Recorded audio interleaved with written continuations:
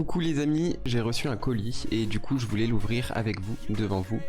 Un colis qui va être très utile ma foi puisque vous voyez l'installation actuelle de mon micro, tout ça c'est bien pas très pratique avec tous ces câbles qui courent de partout. Du coup j'ai eu la bonne idée de commander un micro avec bras amovible qui me permettra en fait d'être plus à l'aise et d'avoir une prise de son de meilleure qualité, parce que jusqu'à maintenant c'était vraiment un petit peu de la débrouille entre le micro du casque et le micro cravate qui est fixé sur le micro du casque. C'était un peu galère, ça va faire du bruit de ouf. Par contre la taille du colis, ça tient dans les mains, voilà, c'est pas plus grand que ça honnêtement. Et en fait il y a deux articles en fait dedans. J'ai le micro dont je viens de vous parler et j'ai également un adaptateur HDMI vers VGA parce que j'ai mon deuxième écran qui va arriver sous peu. Le problème c'est que à l'arrière de mon ordinateur, enfin sur mon ordinateur tout simplement, je n'ai pas de prise HDMI. Il me fallait un adaptateur pour pouvoir le connecter. J'ai donc acheté au passage cet adaptateur. J'avais déjà fait un unboxing en vidéo sur YouTube. C'est parti, on va ouvrir le colis, le fameux, et puis voir comment ça se présente. En vrai je suis un peu content quand même, je vais pas le cacher.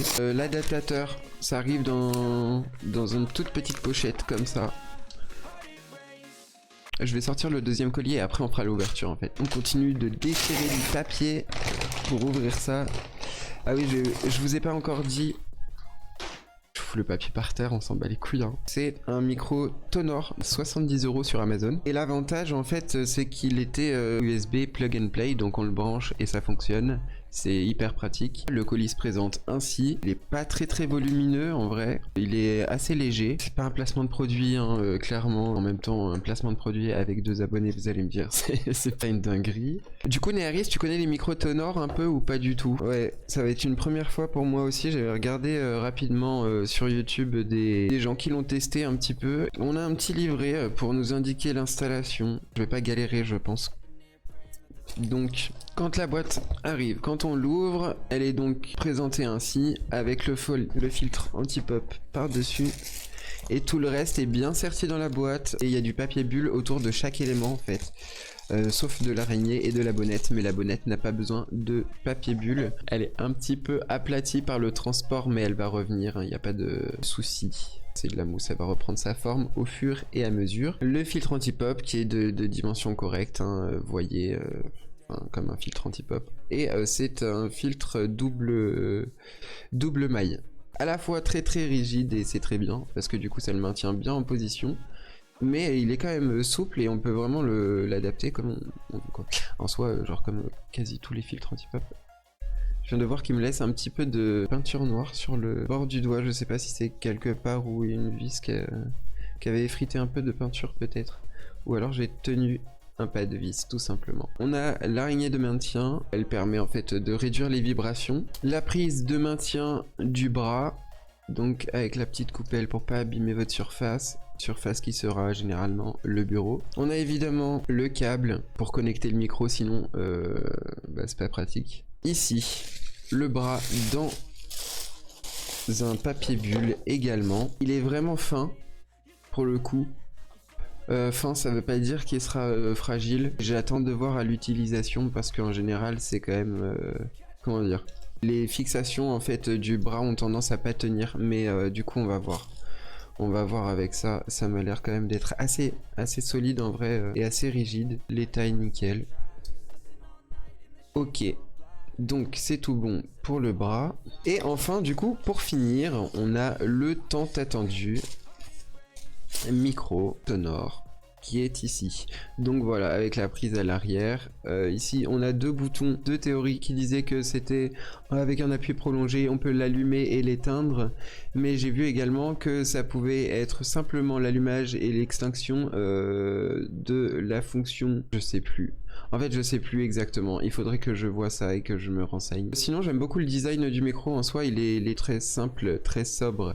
Et je pense que de toute façon il faut juste qu'il fasse le taf en fait. Et je pense qu'il le fera bien mieux que cette installation juste ici. Ce que je vous propose c'est de s'arrêter là pour l'unboxing puisque je n'ai plus rien dans la boîte. Je vais procéder à l'installation et je pense que vous aurez le résultat. Parce qu'il faut que je fasse un petit peu le paramétrage avec, etc. Je sais pas si... Est-ce que tu trouves que le pack est plutôt bien fourni pour 70 €? Moi je trouve que oui, honnêtement, franchement, le micro est lourd. Le bras en soi, il est fin et léger, mais il est nickel.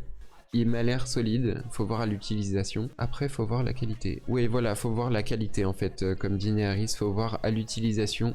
Je vais tout simplement le brancher et essayer de faire un premier stream avec ce soir, probablement.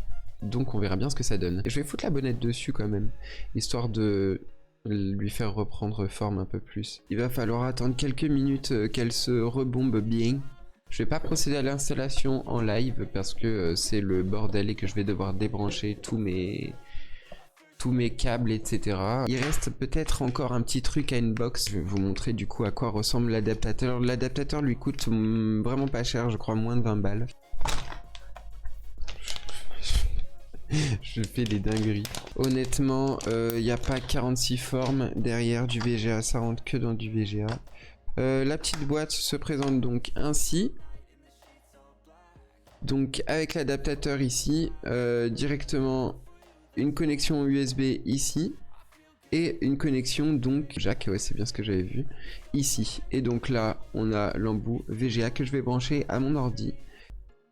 Hop, donc le VGA, pour ceux qui se posent la question, ça ressemble à ça. C'est des anciennes prises. Voilà, c'est ce qu'on utilisait majoritairement avant l'HDMI. Ça et les Péritel. C'était une galère de malade. Je sais pas si vous avez connu la Péritel, mais la Péritel c'est un des démons de mon enfance.